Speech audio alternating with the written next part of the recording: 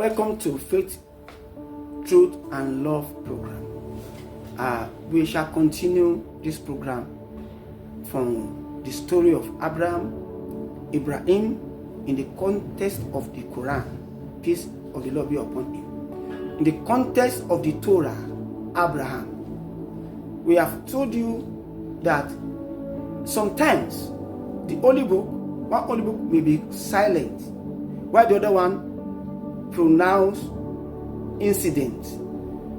Sometimes it may be Torah is silent concerning certain incidents, but Torah will give a pointer to the incident. If you move to the Psalm will elaborate more on that incident. Or sometimes Quran is silent. If you move to Torah will give more elaborate details so you can understand. That's why we told you in episode 5 and 6 that the Holy Book are confirming each other. This is a pointer that this Holy Book are from one God. We said in the Quran states that the Quran is an Holy Book given as a confirmation of the Gospel and of the Torah. That's what we told you in that episode, and that is correct.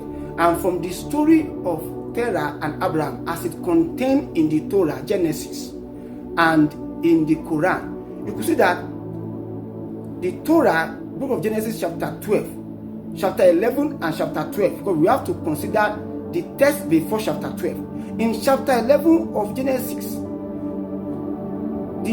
what was stated there was how they were giving birth to children. The father of Terah was stated as Nahor, who gave birth to Terah, and Terah gave birth to Abraham. We were not told in chapter 11 of Genesis that Terah was an idol worshipper. But in chapter 12, the opening of that chapter 12 verse 1, we were told that God called out Abraham. Then we move to the Quran to get the detail of what happened in chapter 12 of Genesis happened. And we got that detail in Quran chapter 21 verses 51 to 69. And we told you in episode 10 that God, when Abraham was leaving Terah in chapter 12 of Genesis 1, he left with Lot. You could see that one in Quran chapter 21 verse 70. He moved with Lot. Lot was the only person in the country, in the household of Terah, that believed what Abraham believed. That Abraham told the household of his father that there is one God, the God of heaven and the earth. You see that in Quran chapter 21 verse 56. And only person that believed Abraham was Lot. So Lot followed him.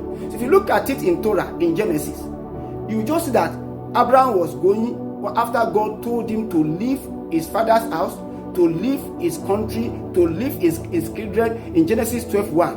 When he was leaving, he left with Lot.